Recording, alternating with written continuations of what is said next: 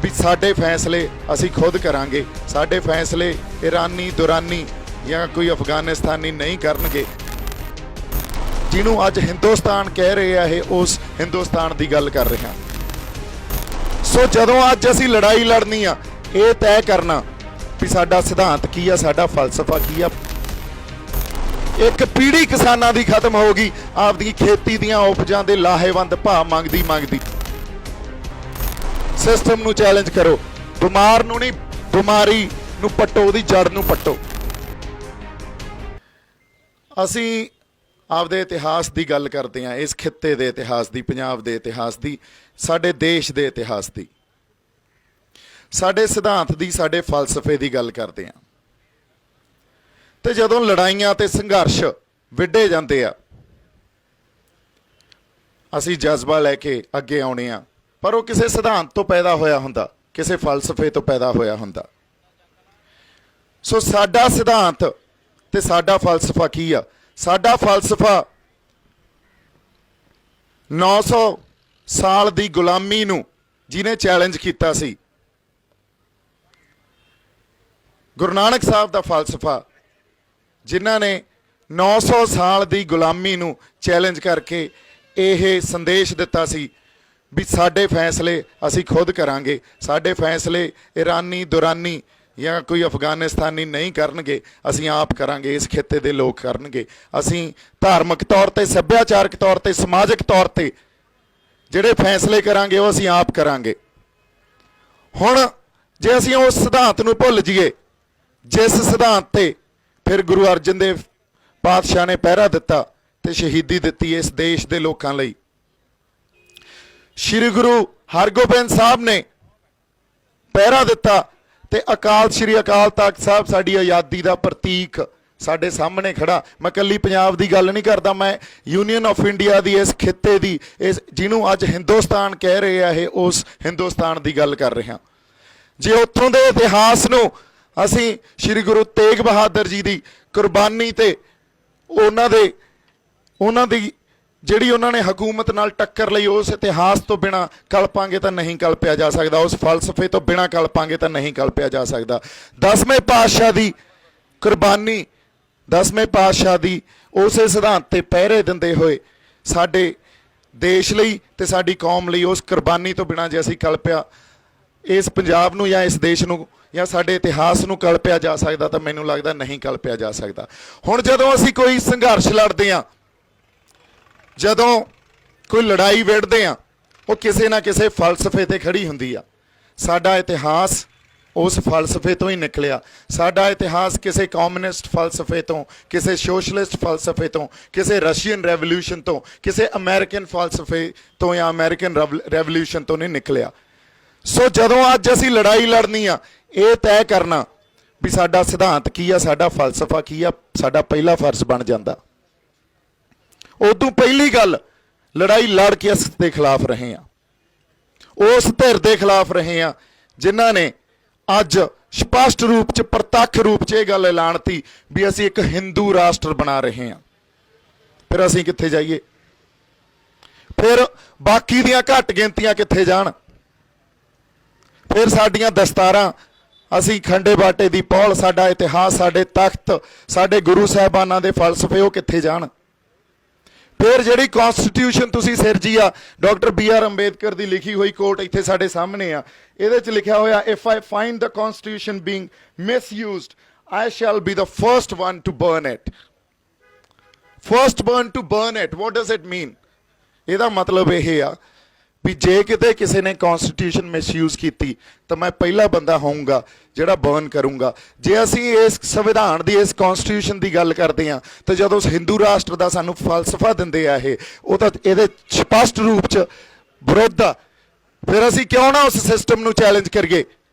हुण जदों गुरु साहबान के सिद्धांत, गुरु नानक साहब के सिद्धांत, उन्होंने फलसफे ते चलते हैं, उन्होंने रियायतां की मंग नहीं की सी, उन्होंने हुकूमतां नूं ललकारिया सी, सिस्टम नूं ललकारिया सी। 10वें पातशाह ने, 9वें पातशाह ने, 10वें पातशाह ने हुकूमतां नूं ललकारिया सी, सिस्टम नूं ललकारिया सी, वंगारिया सी। साडे तो गलती कित्थे होई? और उसे इतिहास ने सानू राज दिता सी, ਸਾਡੇ 'ਚ ਸੋਵਰਨਿਟੀ ਦਿੱਤੀ ਸੀ, ਸਾਨੂੰ ਇੱਕ ਸਟੇਟਹੁੱਡ ਦਿੱਤਾ ਸੀ, ਸਾਡੇ 'ਚ ਪਾਤਸ਼ਾਹੀ ਦਾਵਾ ਸਾਨੂੰ ਦਿੱਤਾ ਸੀ। ਪਰ ਗਲਤੀ ਕਿੱਥੇ ਹੋਈ? ਗਲਤੀ ਸਾਡੇ ਤੋਂ ਹੋਈ ਜਦੋਂ ਅਸੀਂ ਸੰਘਰਸ਼ ਵਿੱਢਦੇ ਹਾਂ, ਲੜਾਈਆਂ ਲੜਦੇ ਹਾਂ, ਅਸੀਂ ਹਕੂਮਤ ਨੂੰ ਜਾਂ ਸਿਸਟਮ ਨੂੰ ਨਹੀਂ ਲਲਕਾਰਦੇ, ਅਸੀਂ ਖੈਰਾਤਾਂ ਮੰਗਦੇ ਹਾਂ। ਅੱਜ ਵੀ ਜਦੋਂ 1960 'ਚ ਗ੍ਰੀਨ ਰੈਵੋਲੂਸ਼ਨ ਆਇਆ, ਤੁਸੀਂ ਉਸ ਵੇਲੇ ਦੇ ਐਡੀਟੋਰੀਅਲ ਪੜ੍ਹ ਕੇ ਦੇਖ ਲਓ, ਅਖਬਾਰਾਂ 'ਚ ਆਏ ਹੋਏ, ਸਪੈਸ਼ਲੀ ਪੰਜਾਬੀ ਟ੍ਰਿਬਿਊਨ 'ਚ, ਜਾਂ ਉਸ ਵੇਲੇ ਜਿਹੜੀਆਂ ਜਦੋਂ ਇੱਥੇ ਕੋਈ ਅਖਬਾਰਾਂ ਚੱਲਦੀਆਂ ਸੀ, ਉਹਦੇ 'ਚ ਇੰਟਲੈਕਚੁਅਲ, ਉਸ ਵੇਲੇ ਦੀ ਇੰਟਲੈਕਚੁਅਲ ਕਲਾਸ ਨੇ ਜਾਂ ਬੁੱਧੀਜੀਵੀਆਂ ਨੇ ਜਾਂ ਜਿਹੜੇ ਪੰਜਾਬ ਦੇ ਨਾਲ ਲੋਕ, ਸਾਡੇ ਲੋਕ ਇਸ ਧਰਤੀ ਨਾਲ ਵਫਾਦਾਰੀ ਨਿਭਾਉਂਦੇ ਸੀ, ਉਹਨਾਂ ਨੇ ਪ੍ਰਤੱਖ ਰੂਪ 'ਚ ਇਹਦਾ ਵਿਰੋਧ ਕਰਕੇ ਇਹ ਲਿਖਿਆ ਸੀ ਵੀ ਇਸ ਗ੍ਰੀਨ ਰੈਵੋਲੂਸ਼ਨ ਦੇ ਨਾਲ ਇੱਥੋਂ ਇੰਟਲੈਕਚੁਅਲ ਕਲਾਸ ਚਲੀ ਜਾਊਗੀ, ਪ੍ਰਵਾਸ ਹੋਣ ਲੱਗ ਜੂਗਾ, ਤੇ ਪੰਜਾਬ ਆਪਦੇ ਫਲਸਫੇ ਤੋਂ, ਆਪਦੇ ਸਿਧਾਂਤਾਂ ਤੋਂ ਭਟਕ ਜੂਗਾ, ਪੰਜਾਬ ਦਾ ਵਾਤਾਵਰਨ, ਇਨਵਾਇਰਮੈਂਟਲ ਕ੍ਰਾਈਸਿਸ ਬਹੁਤ ਵੱਡਾ ਵੱਧ ਜੂਗਾ। ਇਹ ਜਿਹੜਾ 10 20 ਜਾਂ 25 ਸਾਲਾਂ ਤੱਕ ਤਾਂ ਸਾਨੂੰ ਬਹੁਤ ਕੁਝ ਦੇਣਾ, ਪਰ ਉਦੋਂ ਬਾਅਦ ਇਹਦੇ ਜਦੋਂ ਅਗਲੇ ਕੌਨਸੀਕੁਐਂਸਿਸ ਜਾਂ ਸਿੱਟੇ ਸਾਹਮਣੇ ਆਉਣਗੇ, ਉਹ ਬਹੁਤ ਭਿਆਨਕ ਹੋਣਗੇ। ਅਸੀਂ ਉੱਥੇ ਹੀ ਖੜੇ ਹਾਂ। ਉਸ ਵੇਲੇ ਵੀ ਅਸੀਂ ਰਿਆਇਤਾਂ ਦੀ ਮੰਗ ਕਰਦੇ ਰਹੇ। ਇੱਕ ਪੀੜ੍ਹੀ ਕਿਸਾਨਾਂ ਦੀ ਖਤਮ ਹੋ ਗਈ, ਆਪਦੀ ਖੇਤੀ ਦੀਆਂ ਉਪਜਾਂ ਦੇ ਲਾਹੇਵੰਦ ਭਾਅ ਮੰਗਦੀ। ਅੱਧੀ ਕੁ ਸਦੀ ਪਹਿਲਾਂ ਕਿਸਾਨ ਜਥੇਬੰਦੀਆਂ ਦੇ ਆਗੂਆਂ ਨੇ ਕਿਸਾਨਾਂ ਦੇ ਹੱਕਾਂ ਜਾਂ ਉਹਨਾਂ ਦੇ ਸ਼ੋਸ਼ਣ ਦੇ ਲਈ ਆਵਾਜ਼ਾਂ ਬੁਲੰਦ ਕਰਨੀਆਂ ਸ਼ੁਰੂ ਕੀਤੀਆਂ, ਪਰ ਮੰਗਦੇ ਕੀ ਰਹੇ? ਰਿਆਇਤਾਂ ਤੇ ਖੈਰਾਤਾਂ। ਇਤਿਹਾਸ ਜਾਂ ਫਲਸਫਾ ਕੀ ਕਹਿੰਦਾ? ਸਾਡਾ ਸਿਸਟਮ ਨੂੰ ਚੈਲੰਜ ਕਰੋ, ਬਿਮਾਰ ਨੂੰ ਨਹੀਂ, ਬਿਮਾਰੀ ਨੂੰ ਪੱਟੋ, ਉਹਦੀ ਜੜ ਨੂੰ ਪੱਟੋ। ਅੱਜ ਅਸੀਂ ਇੱਥੇ ਬੈਠੇ ਕਿਉਂ ਆ?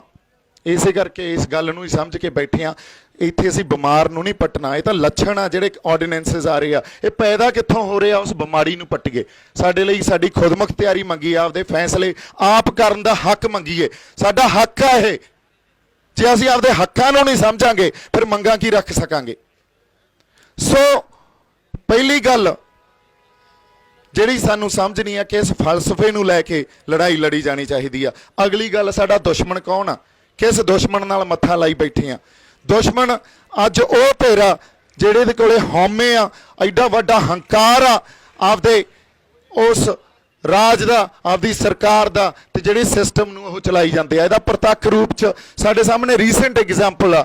ਸਾਡੀ ਕਿਸਾਨ ਜਥੇਬੰਦੀਆਂ ਨੇ ਇਹ ਗੱਲ ਸੋਚੀ ਵੀ ਚਲੋ ਟੇਬਲ ਟਾਕ ਕਰ ਲੈਂਦੇ ਆ, ਜਾ ਕੇ ਉਹਨਾਂ ਦੇ ਨਾਲ ਜਾ ਕੇ ਬਹਿਨੇ ਆ, ਪਰ ਕੀਤਾ ਕੀ? ਉਹਨਾਂ ਨੇ ਹਿਊਮਿਲੇਟ ਕੀਤਾ।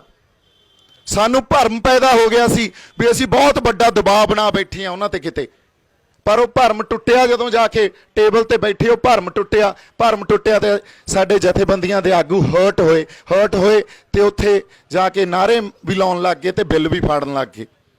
ਇਹਦਾ ਮਤਲਬ ਸਾਨੂੰ ਸਾਡੇ ਦੁਸ਼ਮਣ ਦੀ ਸਮਝ ਹੀ ਨਹੀਂ, ਉਹਦਾ ਹਿਊਮਿਲੇਟ ਕਰਦਾ, ਹੰਕਾਰੀ ਆ। ਉਹਨਾਂ ਨਾਲ ਲੜਾਈ ਕਿਵੇਂ ਲੜਨੀ ਆ? ਸਾਨੂੰ ਪਹਿਲਾਂ ਤੈਅ ਕਰਨਾ ਪਊਗਾ। ਲੜਾਈ ਪਹਿਲਾਂ ਤੈਅ ਕਰਕੇ ਜਿੱਤੀ ਜਾਂਦੀ ਆ, ਫੇਰ ਲੜੀ ਜਾਂਦੀ ਆ। ਜੇ ਅਸੀਂ ਸਿੱਧਾ ਜਾ ਕੇ ਲੜਨ ਲੱਗ ਜਾਈਏ ਤੇ ਜਿੱਤਣ ਦੀ ਆਸ ਕਰੀਏ, ਫੇਰ ਤਾਂ ਨਹੀਂ ਜਿੱਤ ਸਕਦੇ। ਸੋ ਦੂਜੀ ਗੱਲ, ਅਸੀਂ ਕਹਿੰਦੇ ਆ ਹਮੇਸ਼ਾ ਹੀ, ਆਪਾਂ ਇਹ ਕਹਿੰਦੇ ਆ ਇਕੱਠੇ ਹੋਈਏ। ਇਹ ਬਹੁਤ ਵਧੀਆ ਗੱਲ ਆ, ਇਕੱਠੇ ਹੋਈਏ, ਪਰ ਪੋਲੀਟੀਕਲ ਏਜੰਡੇ ਨੂੰ ਛੱਡ ਕੇ ਇਕੱਠੇ ਹੋਈਏ। ਜੇ ਪੋਲੀਟੀਕਲ ਏਜੰਡੇ ਨੂੰ ਰੱਖ ਕੇ ਇਕੱਠੇ ਹੋਵਾਂਗੇ ਤਾਂ ਉਹਦਾ ਡਿਵਾਈਡ ਕਰੂਗਾ, ਅਸੀਂ ਇਕੱਠੇ ਨਹੀਂ ਹੋ ਸਕਦੇ ਕਦੇ ਵੀ। ਜੇ ਲੜਾਈ ਲੜਨੀ ਆ, ਪੋਲੀਟੀਕਲ ਏਜੰਡਿਆਂ ਨੂੰ ਪਾਸੇ ਰੱਖ ਦਈਏ, ਵਿਚਾਰਾਂ ਦੇ ਵਖਰੇਵਿਆਂ ਨੂੰ ਪਾਸੇ ਰੱਖ ਦਈਏ, ਫੇਰ ਇਕੱਠੇ ਹੋਈਏ। ਉਹਨੂੰ ਕਹਿੰਦੇ ਅਸੀਂ ਇਕੱਠੇ ਹੋ ਕੇ ਲੜਾਈ ਲੜ ਰਹੇ ਹਾਂ। ਇੱਕ ਲੜਾਈ ਇਸ ਮੋਰਚੇ ਤੋਂ ਲੜੀ ਜਾ ਸਕਦੀ ਆ, ਇੱਕ ਲੜਾਈ ਬਠਿੰਡੇ ਦੇ ਮੋਰਚੇ ਤੋਂ ਲੜੀ ਜਾ ਸਕਦੀ ਹੈ, ਇੱਕ ਫਰੀਦਕੋਟ ਦੇ ਮੋਰਚੇ ਤੋਂ ਵੀ ਲੜੀ ਜਾ ਸਕਦੀ ਆ, ਪਟਿਆਲੇ ਦੇ ਮੋਰਚੇ ਤੋਂ ਵੀ ਲੜੀ ਜਾ ਸਕਦੀ ਆ, ਪਰ ਇਹ ਸਾਂਝੀ ਲੜਾਈ ਮਿਥੀ ਜਾਊਗੀ। ਇੱਕ ਜਗ੍ਹਾ ਬੈਠ ਕੇ ਇਕੱਠੇ ਹੋ ਕੇ ਕਦੇ ਵੀ ਮੋਰਚੇ, ਸਾਡੇ ਇਤਿਹਾਸ 'ਚ ਵੀ ਇੱਕ ਜਗ੍ਹਾ ਮੋਰਚੇ ਨਹੀਂ ਲੱਗਦੇ ਹੁੰਦੇ, ਥਾਂ ਤੇ ਮੋਰਚੇ ਵਿੱਢਦੇ ਆ, ਥਾਂ ਤੋਂ ਲੜਾਈਆਂ ਲੜਦੇ ਆ। ਇਹਦਾ ਮਤਲਬ ਇਹ ਨਹੀਂ ਅਸੀਂ ਵੱਖਰੇ ਆ, ਅਸੀਂ ਇਕੱਠੇ ਆ, ਪਰ ਇੱਕ ਐਸਾ ਸੈਂਸ ਆਫ ਬਿਲੋਂਗਿੰਗਨੈਸ ਆ ਜਿਹੜਾ ਉਸ ਸੰਘਰਸ਼ ਲਈ, ਉਸ ਲੜਾਈ ਲਈ, ਇਹ ਸਾਡੇ ਦਿਲਾਂ 'ਚ ਹੋਣਾ ਬਹੁਤ ਜ਼ਰੂਰੀ ਆ। ਅਗਲੀ ਗੱਲ ਇਕੱਠੇ ਹੋਣ ਦੀ ਇੱਕ ਇਹ ਵੀ ਆ, ਇੱਕ ਪਾਸੇ ਸਾਡਾ, ਇਹਦਾ ਮੈਂ ਇੱਕ ਹੋਰ ਐਗਜ਼ਾਮਪਲ ਦਿੰਨਾ, ਇੱਕ ਪਾਸੇ ਸਾਡਾ ਕਾਨੂੰਨੀ ਸੰਘਰਸ਼ ਚੱਲ ਰਿਹਾ ਹੋਵੇ, ਇੱਕ ਪਾਸੇ ਪੋਲੀਟੀਕਲ ਡਿਪਲੋਮੈਸੀ ਦਾ ਸੰਘਰਸ਼ ਚੱਲ ਰਿਹਾ ਹੋਵੇ, ਇੱਕ ਪਾਸੇ ਅਸੀਂ ਆਪਦਾ ਬਿਰਤਾਂਤ ਸਿਰਜ ਰਹੇ ਹੋਈਏ, ਆਪਦਾ ਨੈਰੇਟਿਵ ਸਿਰਜ ਰਹੇ ਹੋਈਏ, ਕਿਉਂਕਿ ਸਰਕਾਰ ਸਾਡੇ ਖਿਲਾਫ ਆਪਦਾ ਨੈਰੇਟਿਵ ਸਿਰਜ ਰਹੀ ਆ। ਸਾਡੇ ਵੀ ਇੰਟਲੈਕਚੁਅਲ ਕਲਾਸ ਜਾਂ ਸਾਡੇ ਬੁੱਧੀਜੀਵੀ ਆਪਦਾ ਨੈਰੇਟਿਵ ਸਿਰਜ ਕੇ ਲੋਕਾਂ ਨੂੰ ਜਗਾ ਰਹੇ ਹੋਣ। ਸੰਘਰਸ਼ ਦੇ ਪੜਾਅ ਹੁੰਦੇ ਆ, ਵੱਖ-ਵੱਖ ਪਹਿਲੂ ਹੁੰਦੇ ਆ, ਇਹਨਾਂ ਸਾਰਿਆਂ ਤੇ ਪਹਿਰਾ ਦੇਣਾ ਬਣਦਾ। ਜਿਸ ਦੁਸ਼ਮਣ ਨਾਲ ਅਸੀਂ ਲੜ ਰਹੇ ਹਾਂ, ਲੈ मैं एक गल संगत सामने अज साझी करनी चाहना। उस दुश्मन ने जे कानूनी संघर्ष की गल करिए जिहदे ते असीं सिर जोड़ के ही नहीं बैठे, असीं तां आपदियां लत्तां खिच्ची जाने एक दूजे दियां। क्यों खिच्ची जाने आ? मैनू RSS का एजेंट बनाई बैठे आ। ਉਹ ਗੱਲਾਂ ਨੂੰ ਬਾਅਦ ਚ ਦੇਖ ਲਾਂਗੇ, ਮੇਰਾ ਕੈਰੈਕਟਰ ਸਰਟੀਫਿਕੇਟ ਬਾਅਦ ਚ ਲੈ ਲਾਂਗੇ। ਪਰ ਜਿਸ ਧਿਰ ਨਾਲ ਲੜ ਰਹੇ ਆ ਉਹ ਧਿਰ ਐਡੀ ਹੰਕਾਰੀ ਆ, ਐਡੀ ਵੱਡੀ ਹਉਮੈ ਆ ਉਹਨਾਂ ਚ। ਜਦੋਂ ਕੋਈ ਕਾਨੂੰਨ ਬਣਦਾ ਤਾਂ ਇੱਕ ਕੋਈ ਵੀ ਬਿੱਲ ਪਾਸ ਹੁੰਦਾ, ਅੱਜ ਐਗਰੀਕਲਚਰ ਤੇ ਕਾਨੂੰਨ ਬਣਿਆ, ਖੇਤੀ ਤੇ ਬਣਿਆ, ਤਾਂ ਪਾਰਲੀਮੈਂਟਰੀ ਕਮੇਟੀ ਫॉर ਐਗਰੀਕਲਚਰ ਦੇ ਕੋਲੇ ਉਹਦੀ ਰਿਕਮੈਂਡੇਸ਼ਨ ਜਾਂਦੀ ਆ ਵੀ ਇਸ ਕਾਨੂੰਨ ਤੇ ਆਪਦੀ ਰਿਕਮੈਂਡੇਸ਼ਨ ਦਿਓ। जिस हिसाब नाल सरकार नूं मैं समझदा या उन्हां दी मानसिकता या तासीर समझदा, उन्होंने उस कमेटी की रिकमेंडेशन अव्वल तां लई नहीं होनी, जे लई आ तां उहनूं कंप्लाई नहीं कीता होना। जदों सुप्रीम कोर्ट जाके असीं कानूनी लड़ाई लड़ांगे, जे इन्हां चीज़ां ते असीं रिसर्च करिए, सुप्रीम कोर्ट च चाहे उन्होंने 10 जज बैठे होण, पर जे किते वो रिकमेंडेशन च खता खाधी होवे, उन्होंने एग्जैम्पशन ना लई होवे, पार्लीमेंटरी कमेटी और एग्रीकल्चर की रिपोर्ट नूं मन के वो सोध ना कीती होवे बिल्लां च, तां सुप्रीम कोर्ट के जज की हिम्मत नहीं आ भी साडे हक च फैसला ना देवे ते इन्हां कानूनां नूं स्टे ना करे। ते जिस तरह जिस सरकार नाल असीं लड़ रहे हैं, मैं 200% श्योर हाँ भी उन्होंने इत्थे किते ना किते कोई ना कोई लखयूना पिया, क्योंकि हंकार आ ਜਿਹੜੀ ਹਉਮੈ ਆ, ਇਹ ਗੱਲ ਇਹਨਾਂ ਚੀਜ਼ਾਂ ਨੂੰ ਇਗਨੋਰ ਕਰਕੇ ਕਰਦੇ ਆ। ਇਹਨਾਂ ਨੇ ਤਾਂ ਦੇਖ ਲਓ ਮਤ ਕਿਸ ਤਰ੍ਹਾਂ ਕਾਨੂੰਨ ਪਾਸ ਕਰਾਏ। ਸਪੈਸ਼ਲ ਇੱਕ ਪਾਰਲੀਮੈਂਟ ਦਾ ਸਪੈਸ਼ਲ ਇੱਕ ਸੈਸ਼ਨ ਬੁਲਾਇਆ ਜਿੱਥੇ ਕੋਈ ਸਵਾਲ ਜਵਾਬ ਨਹੀਂ, ਸਿਰਫ ਉੱਥੇ ਕਾਨੂੰਨ ਪੇਸ਼ ਕੀਤੇ, ਪਾਸ ਹੋਏ, ਲੋਕ ਸਭਾ 'ਚ ਰਾਜ ਸਭਾ 'ਚ ਪਾਸ ਹੋਏ ਤੇ ਪ੍ਰੈਜ਼ੀਡੈਂਟ ਨੇ ਅਸੈਂਟ ਦਿੱਤਾ ਆਪਦਾ। ਸੋ ਇਹਦੇ ਪਿੱਛੇ ਸਾਨੂੰ ਦਿਖਦਾ ਕਿੱਡੀ ਵੱਡੀ ਸਾਜ਼ਿਸ਼ ਆ। ਸਾਜ਼ਿਸ਼ ਕੀ ਆ? ਪੰਜਾਬ ਨੂੰ ਜਦੋਂ 1960 ਚ ਜੇ ਗ੍ਰੀਨ ਰੈਵੋਲੂਸ਼ਨ ਆਇਆ ਸੀ, ਅੱਜ ਇਹ ਕਾਨੂੰਨ ਆਏ ਆ, ਵਿਚਾਰਧਾਰਾ ਇੱਕੋ ਹੀ ਆ ਵੀ ਇਹਨਾਂ ਦੇ ਫਲਸਫੇ ਨੂੰ ਅੱਜ ਤਾਂ ਸਪਸ਼ਟ ਰੂਪ ਚ ਸਾਡੇ ਸਾਹਮਣੇ ਕਰਤਾ। ਜਦੋਂ ਹਿੰਦੂ ਰਾਸ਼ਟਰ ਦੀ ਗੱਲ ਕਰਦੇ ਆ ਵੀ ਤੁਸੀਂ ਆਪਦੇ ਆਪ ਨੂੰ ਜੇ ਵੱਖਰੇ ਕਹੋਗੇ, ਆਪਦੇ ਆਪ ਨੂੰ ਜੇ ਵਿਲੱਖਣ ਕਹੋਗੇ, ਡਿਸਟਿੰਕਟ ਆਈਡੈਂਟੀਟੀ ਆਪਦੀ ਕਲੇਮ ਕਰੋਗੇ, ਆਪਦੀ ਸਟੇਟਹੁੱਡ ਕਲੇਮ ਕਰੋਗੇ, ਆਪਦੀ ਸੋਵਰਨਿਟੀ ਕਲੇਮ ਕਰੋਗੇ ਜਾਂ ਖੁਦਮੁਖਤਿਆਰੀ ਕਲੇਮ ਕਰੋਗੇ, ਤਾਂ ਫਿਰ ਇੱਥੇ ਤੁਹਾਨੂੰ ਰਹਿਣ ਦਾ ਕੋਈ ਹੱਕ ਨਹੀਂ। ਤੁਸੀਂ ਜਾਓ ਕੈਨੇਡਾ, ਅਮਰੀਕਾ, ਆਸਟ੍ਰੇਲੀਆ।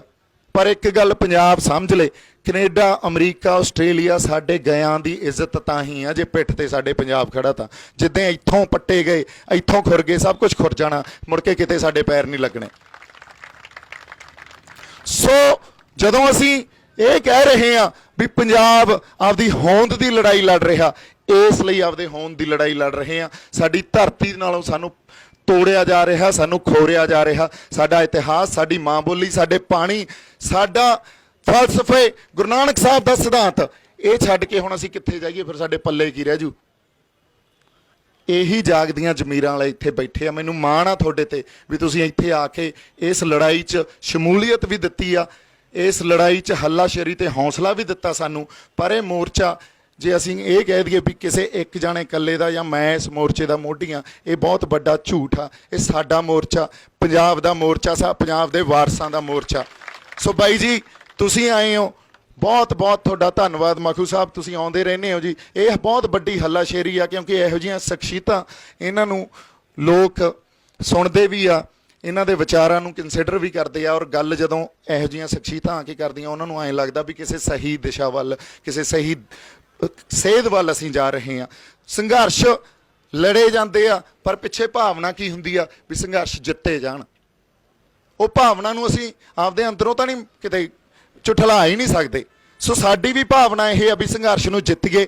ਸਾਡਾ ਰਾਹ ਦਸੇਰਾ ਕਰੋ, ਸਾਨੂੰ ਹੱਲਾਸ਼ੇਰੀ ਵੀ ਦਿਓ, ਸਾਨੂੰ ਹੌਸਲਾ ਵੀ ਦਿਓ। ਤੇ ਸੰਗਤ ਜਦੋਂ ਆ ਕੇ ਸਾਹਮਣੇ ਬੈਠੀ ਹੁੰਦੀ ਆ, ਤੇ ਉਸ ਵੇਲੇ ਤਾਂ ਜਦੋਂ ਫਿਰ ਅੰਦਰੋਂ ਜਿਹੜੇ ਫੁਰਨੇ ਆਉਂਦੇ ਆ ਜਾਂ ਗੱਲਾਂ ਨਿਕਲਦੀਆਂ, ਉਹ ਜਮਾਂ ਰੂਹਾਂ ਦੀਆਂ ਅੰਦਰ ਵਾਲੀਆਂ ਤਹਿਾਂ 'ਚੋਂ ਨਿਕਲਦੀਆਂ। ਮੇਰੇ ਵੱਲੋਂ ਬਹੁਤ ਸਾਰਾ ਪਿਆਰ ਤੇ ਸਤਿਕਾਰ। ਜਿਉਂਦੇ ਵਸਦੇ ਰਹੋ। ਸਤਿ ਸ਼੍ਰੀ ਅਕਾਲ। ਵਾਹਿਗੁਰੂ ਜੀ ਕਾ ਖਾਲਸਾ, ਵਾਹਿਗੁਰੂ ਜੀ ਕੀ ਫਤਿਹ।